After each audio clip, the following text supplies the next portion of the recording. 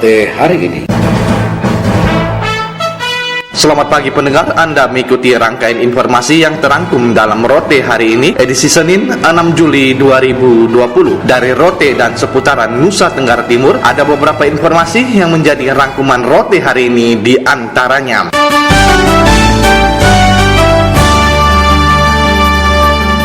Tim gabungan pencarian korban tenggelamnya kapal nelayan di perairan Selat Pukuahu lakukan evakuasi korban. Laporan Gebi Hurek Making.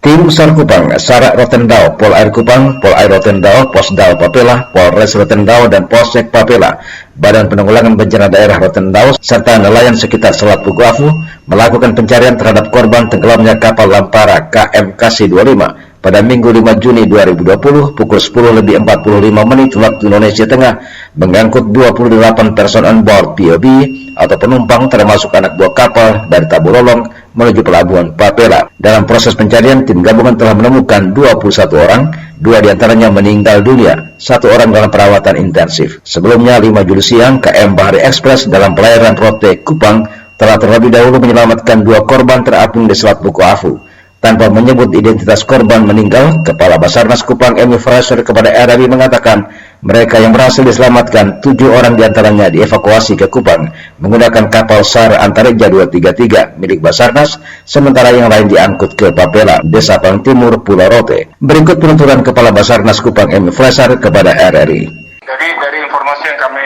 terima, memang ada beberapa kali perubahan jumlah POB, karena informasi awal yang kami terima adalah 22 orang, kemudian meningkat jadi 24, dan terakhir fix kami confirm dari Napolanya sendiri adalah 28 orang. Dari 28 orang ini, 21 kita temukan kondisi 2 orang meninggal dunia. Sampai akhirnya kami pindahkan ke KM Antareja bergerak menuju ke Kupang untuk kita evakuasi penemuan korban yang selamat yang tadi kita temukan dan juga yang meninggal dunia.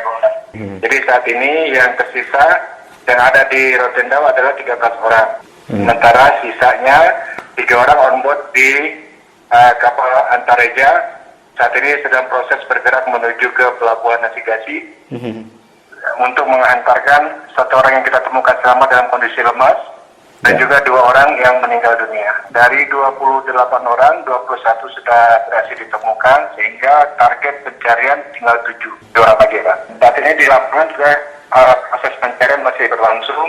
Kita menggerakkan RIP 10 Kupang dan juga dibantu oleh kapal patroli dari Satpol Air Polres Rotendao dan juga perahu nelayan. Oke, target kita kira-kira berapa hari Pak untuk yang sisa? Secepat mungkin kita bisa temukan.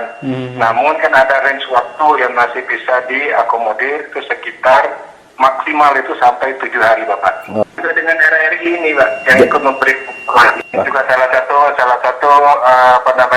koordinasi antara Basarnas dengan dia Bapak. Oke.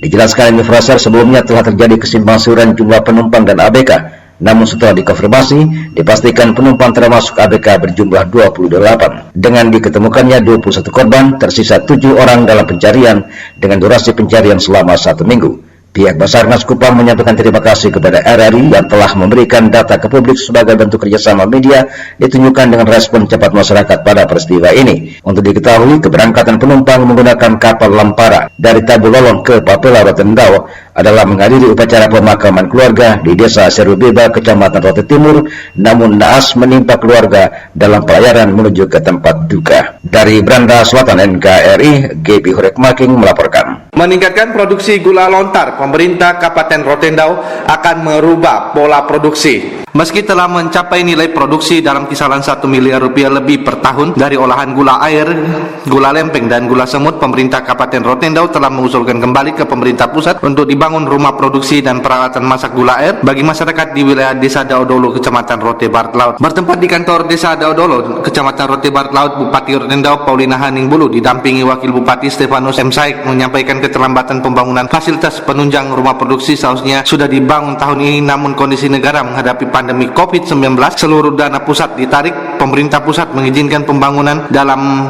usulan baru termasuk hibah lahan warga, sehingga pembangunan fasilitas tersebut baru akan dilakukan pada tahun anggaran 2021 mendatang. 77 kelompok Tetapi yang disetujui 19 untuk para pengrajin industri gula air yang nantinya dia akan diolah dia menjadi gula semut dan juga jadi gula lempeng. Tadi sudah disampaikan bahwa masyarakat harus menggiba tanahnya kepada pemerintah untuk pemerintah membangun bangunan itu. Tetapi itu demi kesejahteraan daripada masyarakat dan itu adalah tugas daripada pemerintah setempat. Sebelumnya, Kepala Dinas Koperasi Perdagangan dan Perindustrian Kabupaten Rotendao Yohanes Beo dalam laporannya mengatakan secara tradisional menggunakan tungku produksi dalam setahun masyarakat Desa Daudolo mampu memproduksi gula air 1.780 jerigen dengan penghasilan 178 juta rupiah, gula lempeng 137.320 kilo dengan hasil 1 miliar 371 juta rupiah, gula semut 2.381 kilogram dengan penghasilan 56 juta 614.000 rupiah. Tahun anggaran 2021 mendatang diharapkan usulan untuk 19 rumah produksi dapat terrealisasi dari total 77 pengrajin gula lontar Rotendao. Dari Beranda Selatan NKRI, RRI Rote Rudi Hartono melaporkan. Mantan Wakil Bupati Rotendao periode 2014-2019, Yonas Celun ajak masyarakat Rotendao membangun daerah dalam kebersamaan. Gebi Hurekmaking kembali menurunkan laporannya. Di sela peringatan 18 tahun otonomi Kabupaten Rotendao 2 Juli 2020 silam, mantan Wakil Bupati Rotendao periode 2014-2019, Jonas Celun, kala itu berduet dengan Leonard Handing, menyambut gembira sejumlah kemajuan pembangunan daerah pada masa kepemimpinan Bupati dan Wakil Bupati Rotendao, Pauline Haningbulu Stefanus M. Saek. Ditegaskannya kemajuan pembangunan telah disampaikan Bupati Pauline Haningbulu dalam sambutannya, dan itu harus terus dilakukan dalam moto bersama kita bisa. Dalam sambutan Ibu Bupati, secara real kita lihat bahwa Rotendao dari waktu ke waktu semakin maju, semakin berkembang dan mampu bersaing dengan kabupaten-kabupaten lain, dan juga sukses dalam berbagai program termasuk mengatasi COVID-19. Dan tentunya di momentum ulang tahun ini sebagai warga Rotendao, tentunya kita semua berdoa sesuai dengan moto sekarang bahwa bersatu kita bisa. Maka mari kita semua warga Rotendao, kita bekerja sama, kita bergandengan tangan, maka kita percaya bahwa kita akan wujudkan Rotendao yang luar biasa ke depan. Sebuah komitmen perjuangan yang harus dan yakin pasti kita capai di dalam kebersamaan. Menyinggung kerjasama DPRD dan pemerintah Kabupaten Rotendao, Jonas Celun berpendapat harmonisasi kerja harus terus dipupuk karena dua institusi itu pada prinsipnya adalah pelayan masyarakat. Dalam wawancara dengan RRI, mantan Wakil Bupati pada periode kepemimpinan ketiga itu mengajak kaum muda dan pegiat seni untuk melahirkan inovasi bidang seni mengisi pembangunan Kabupaten Rotendao, semisal lomba cipta Mars daerah agar bisa dikumandangkan dan dinyanyikan bersama pada peringatan hari besar tingkat Kabupaten Rotendao. Dari Beranda Selatan NKRI, Gebi Hurekmaking melaporkan.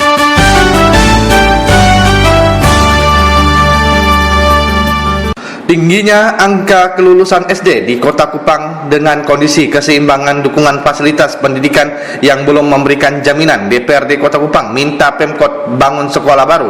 Berikut kita ikuti laporan Alfred Sengge. Sikap kritis lembaga DPRD Kota Kupang soal pembangunan sekolah baru di Kota Kupang disampaikan Ketua Komisi 4 DPRD Kota Kupang John Godefrey Duseran usai kunjungan kerja kemitraan di OPD Teknis Dinas Pendidikan dan Kebudayaan Kota Kupang menyikapi proses penerimaan peserta didik baru PPDB tahun ajaran 2020-2021. Kesimpulan dari agenda kunjungan kerja terhadap kondisi dari proses PPDB kali ini, legislator 3 periode ini juga menilai pelaksanaan PPDB tahun ajaran 2020-2021 dengan sistem online berbasis zonasi tunggal terjadi peningkatan dari tahun-tahun sebelumnya. Jadi soal penerimaan kali ini lebih baik dari tahun kemarin. Jadi yang tercecer diprediksi kurang lebih 20% dan menggunakan sistem zonasi. Jadi sekolah dengan radius tertentu berkoordinasi dengan pihak kelurahan untuk memastikan bahwa para pendaftar itu berada di RT atau wilayah kelurahan yang bersangkutan. Juga ada beberapa orang atau siswa yang tidak keterima di saat pendaftaran melalui online. Misalnya ada satu keluarga yang punya 2 anak menggunakan 1 kakak, mestinya secara online karena pendekatannya zonasi, radius dari pusat sekolah mestinya dia diterima.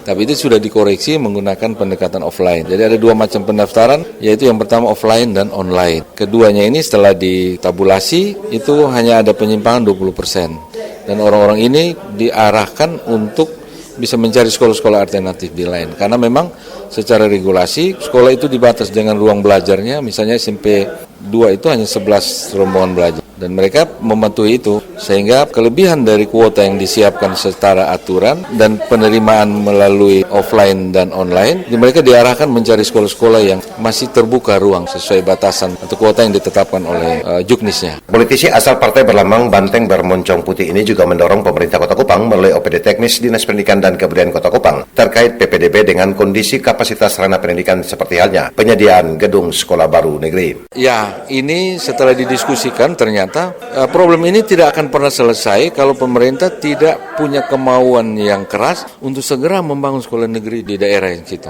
Karena memang dukungan dari muatan dasarnya itu sudah melebihi kapasitas tampung di sekolah menengah pertama yang ada. Sehingga solusi sementara yang kemudian kita akan perjuangkan di tahun-tahun yang akan datang, harus segera di Kecamatan Oebobo itu ditambah lagi satu sekolah negeri khusus wilayah Oebobo. Karena selama ini yang jadi lompatan itu ada di daerah Oebobo. Bahkan sebagai pertimbangan dalam meminimalisir dampak penumpukan di musim penerimaan peserta didik baru pada sekolah tertentu, Ketua Komisi 4 DPRD Kota Kupang John Godefrey Duseran juga menilai perlu dilakukan pemetaan dan pendistribusian secara komprehensif terhadap tenaga kependidikan yang didukung dengan ketersediaan sarana fasilitas penunjang sebagai daya dorong terhadap tingkat minat bagi peserta didik baru. RRI Kupang, Alfred Sengge melaporkan. Informasi olahraga.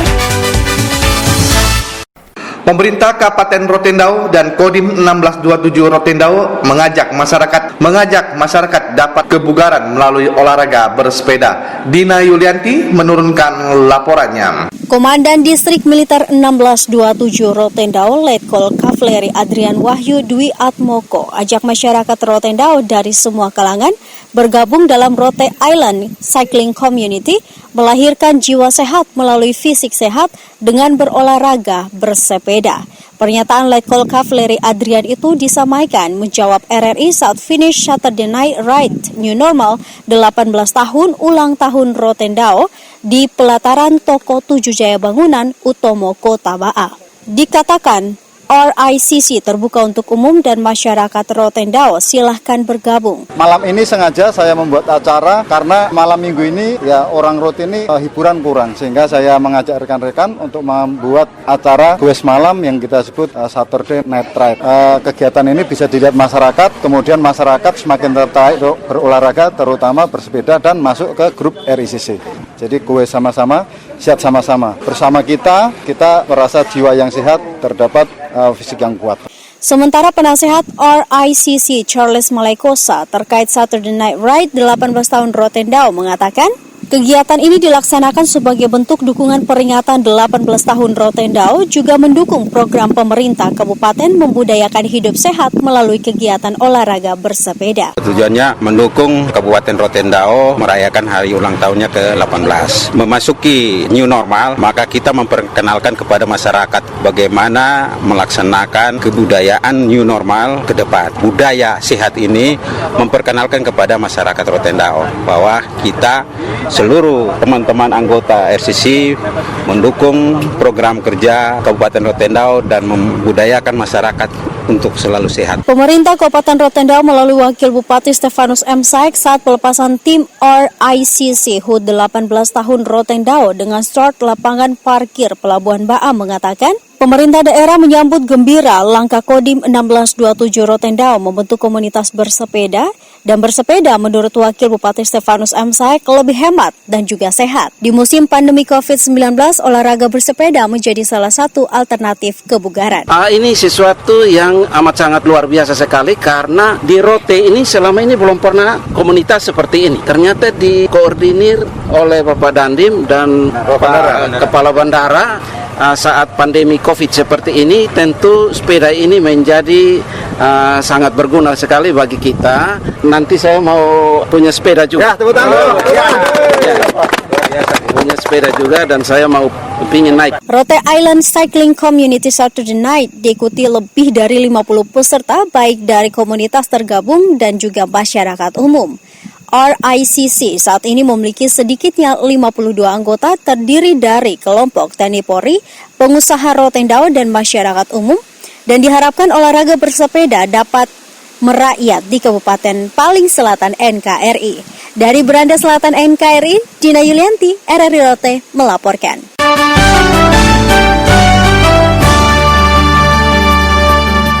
Mendengar demikian rangkaian informasi yang disampaikan melalui Rote hari ini, atas nama kerabat kerja yang bertugas, saya Rudi Hartono mengucapkan terima kasih dan selamat pagi.